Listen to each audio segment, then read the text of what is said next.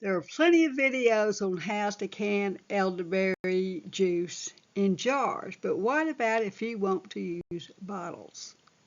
Now, when it comes to making elderberry syrup or elderberry juice, most of the instructions you see, you're going to put it in the refrigerator for a couple of weeks or a month, maybe at the most.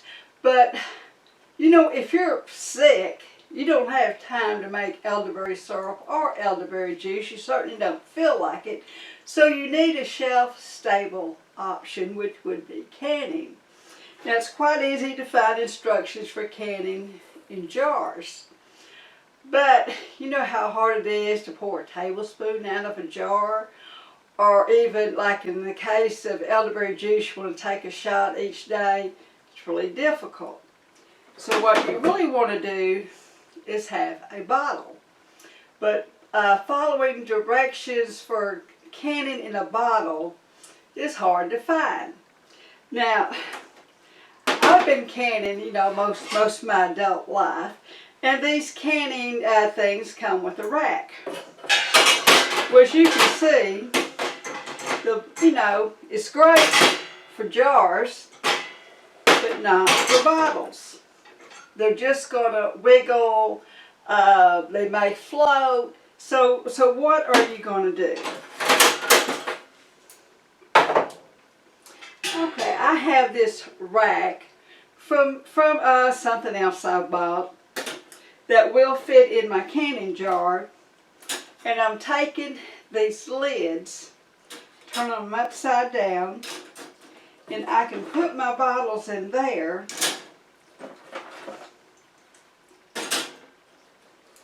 You see how sturdy that is? You can can in bottles, but you've got to make some exceptions. Now here in picture number 1, I show the wire rack with the canning bands upside down. In number 2 picture, I show some canners will have a flat rack to put them on, and I've shown the canning bands standing on it. Thing was trying to find canning bottles that you can actually can on with the proper canning lids. Now, because you get a lot of bottles, but a lot of them are not suitable for canning.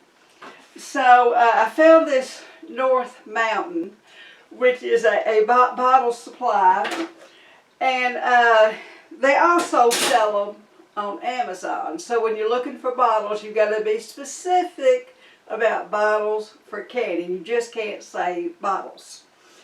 And then the next thing you have to worry about, now these, bottles come in all different sizes. But whenever you're canning, you've got to make sure there is at least 2 inches of space on top of your bottles. So if I take this, will work all right. I can put them in here.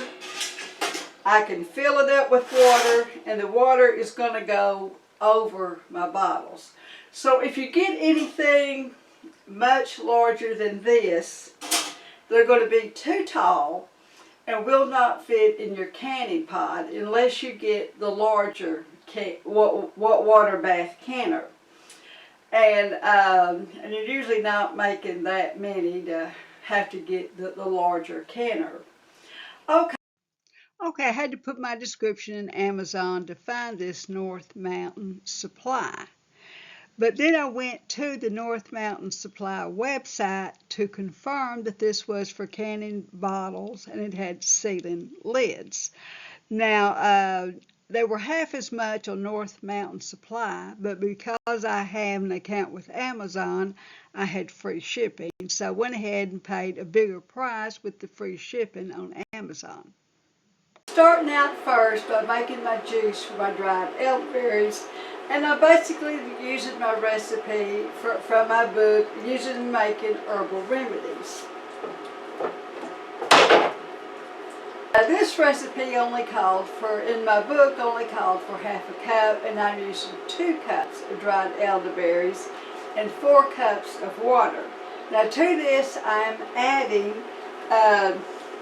anise seed, cloves, cinnamon chips, and ginger chips. Now, if you've never seen cinnamon chips, they're much easier. You don't want to use the cinnamon powder because it's too darn hard to strain. You can use cinnamon sticks if you want to, and you would probably use 2 of them. And you can use the ginger root that is chopped. I wouldn't use the powder like once more, it's going to be hard to strain. Now, since I'm cooking it, I'm not going to bother using fresh because I want to destroy the antimicrobial properties of the ginger anyway. I'm going to be using the ginger for its other properties. So I'm going to cook this. I'm going to let it simmer 20 to 30 minutes. Now, the recipe for juice can be very varied depending on how strong you want to make it. 1 part dried elderberries to 2 to 4 parts water, depending on how concentrated you wanted it. But once you have extracted your juice, you need a tablespoon of lemon juice per 1 cup of extracted juice. And then once you measure all your juice, you want half as much sugar or honey per measured extracted juice. Now, to make this even a more viral fighting juice, I like to add cloves, cinnamon chips. Either star anise is preferred, or I can use anise seed, and some dried ginger root. Now, per half cup of dried elderberries, I'm using 5 cloves, a half a teaspoon of chopped cinnamon sticks, or cinnamon chips, or half a stick, 12 star anise, or half a teaspoon of anise seed, and half a teaspoon of chopped dried ginger root. The anise, the cloves, the cinnamon, ginger all have warm and stimulating properties that will thin mucus.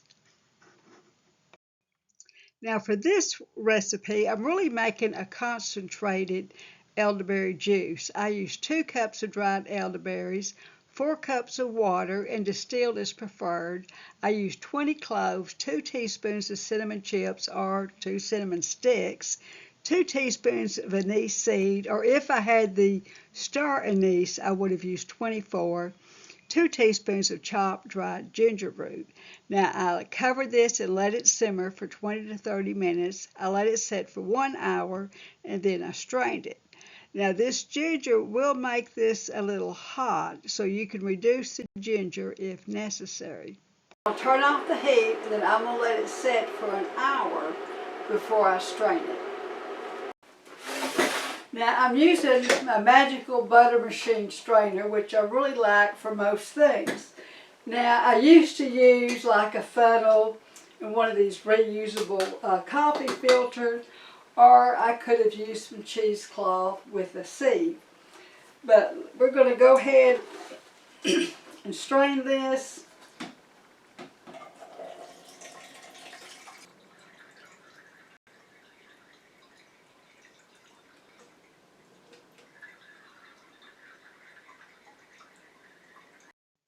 Now, since I'm making a concentrated elderberry juice, depending on your elderberries and how much liquid they absorb, the temperature you cooked your elderberries, and evaporation, you will not come up with 4 cups of juice.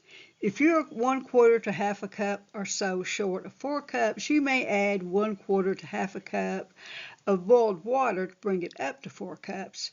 Or leave it around 3½ cups of juice. This is your choice. This is your elderberry juice. At this point, you can store your juice in the refrigerator and finish canning the next day, or even place it in the freezer for future canning. Okay, let's get prepared for canning. Cleanliness is next to godliness. Even though it's not biblical, it is the safety rule to follow. Now, even though my bottles were brand new, I washed them in hot, soapy water. Then I kind of filled them up, with more water. This is not quite full, but I'm putting them in my canner. I filled my canner about halfway with water because I'm not really at the canning deal. I'm just trying to sterilize my bottles. Now, my lids. I did not put my lids in here I'm putting them in a separate pan where the water is just going to be heated up. It's not going to be boiled. I'm going to put my lid on here. One thing I love about this little New Wave cook stove top is it's got a maximum sear on it. So I'm going to put the maximum sear on it, bring it to, when it comes to a full rolling boil, then set my timer for 10 minutes. Okay, now my bottles have come to a rolling boil, and I boil them for 10 minutes. Now when you're messing with canning, the one thing you absolutely need is a jar lifter, because this is boiling hot.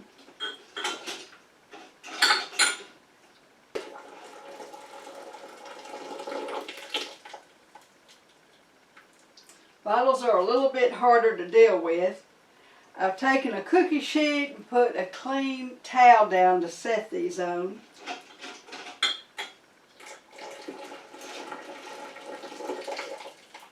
Now since I already know this is hot boiling water, I'm going to go ahead and put my other utensils in it just to kind of make sure they're plenty clean. And once again, I've got a cookie sheet with a clean towel on it.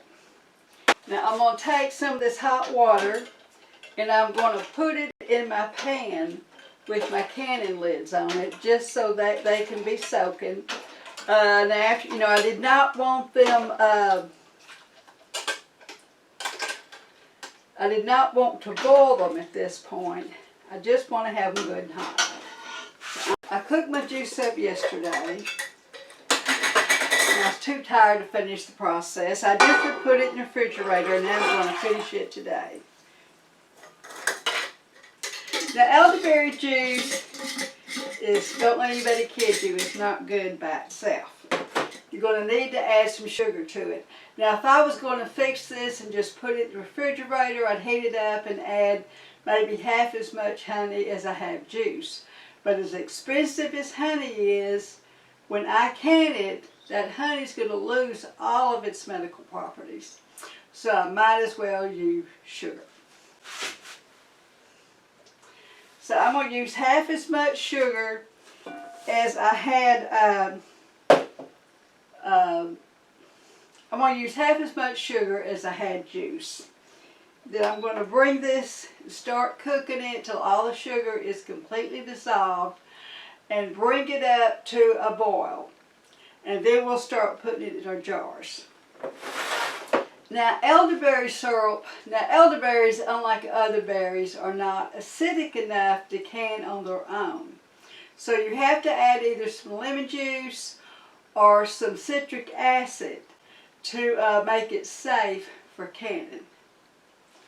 Now add half as much sugar or honey as you have juice. Now to each bottle, add 1 tablespoon of lemon or lime juice per 8 ounces of juice, fresh or bottled, or 1 teaspoon of citric acid per 8 ounces. Juice has come to a boil, and I'm going to remove it, put it over here, but I'm going to put my lids that I had in the water on here so that I can bring them to a simmer.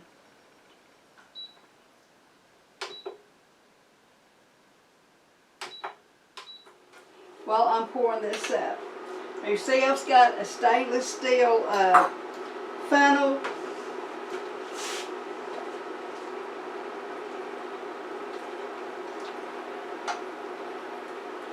You gotta remember, when you're working with things under high pressure, you do not want to use plastic.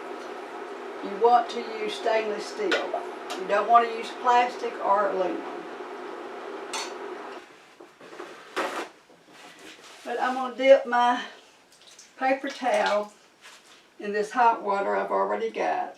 I'm going to wipe off the rims.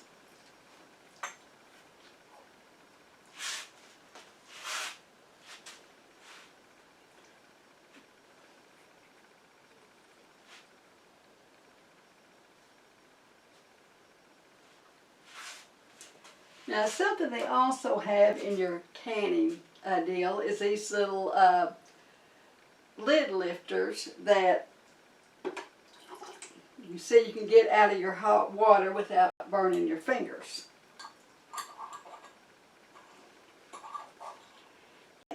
Back on here, when I put these jars in, I want to kind of put them out evenly. I don't want to put them all on one side.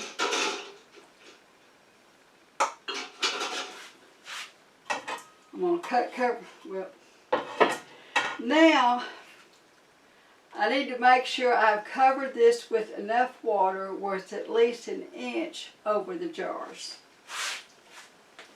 Now you want to cover your bottles with water at least 1 inch over the top of the bottles. Cover with your lid, bring to a complete boil, and boil for 10 minutes. Water will boil over onto your stove. It's been 10 minutes, but I'm not through yet. I'm going to turn this off, and then I'm going to set the timer for 5 minutes before I take it out of the canner. Okay, it's been 5 minutes, and I am ready to take these out.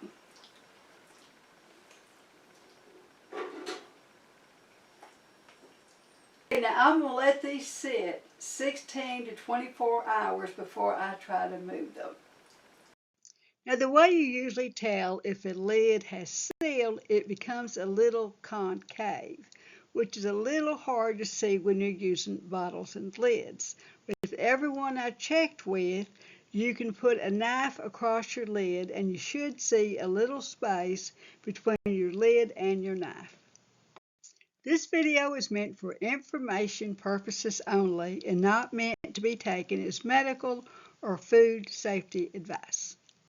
I'm Carolyn Gibson at Carolyn Gibson Herbalist on YouTube, and you might be an herbalist if you are canning elderberry juice. Like, share, and subscribe so you do not miss any of these important videos.